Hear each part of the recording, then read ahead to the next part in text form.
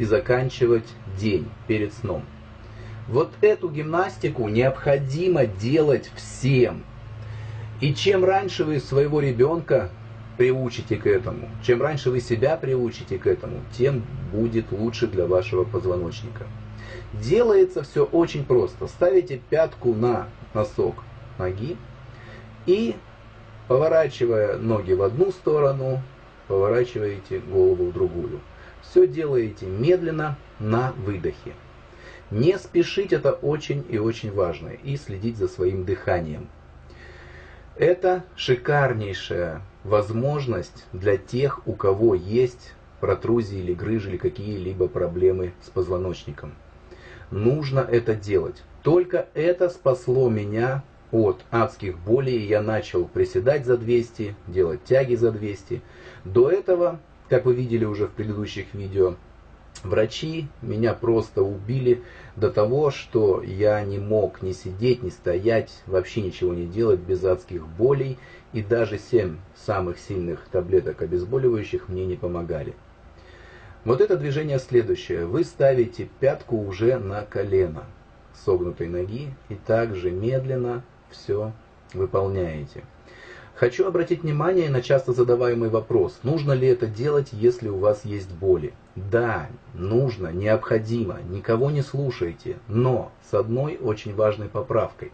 Делайте это медленно, как я уже говорил, и только на ту амплитуду, при которой вам будет комфортно. Но обязательно делайте. Чем раньше вы начнете делать эту гимнастику, тем быстрее вы получите облегчение. Многие из вас почувствуют это уже после первого сеанса.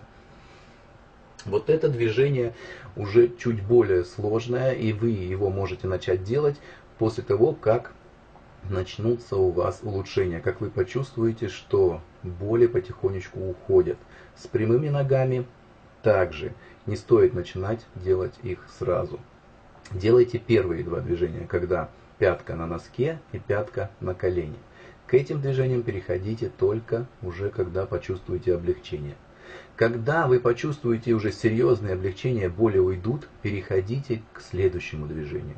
Оно выполняется чуть более сложно с точки зрения координации, но оно очень полезно.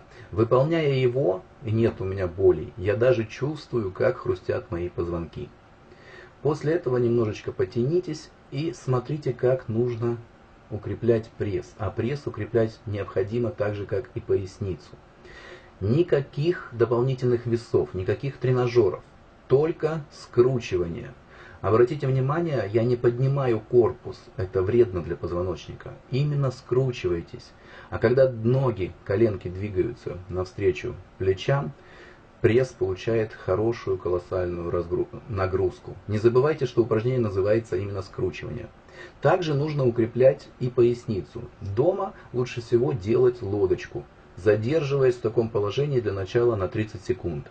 И потихонечку доведя это до 3 минут. Чем больше, тем лучше. Следующие 2 движения также необходимо делать, даже если есть у вас боли. Делается очень просто. Правая рука, левая нога. Держим 30 секунд. После этого поменяем руку и ногу. Соответственно, левая рука, правая нога. Также держим 30 секунд.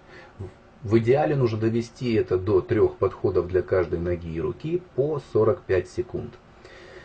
После этого руки вытяните вперед и как бы садитесь на пятки. Руки старайтесь плечи подать вперед, а таз убирать назад.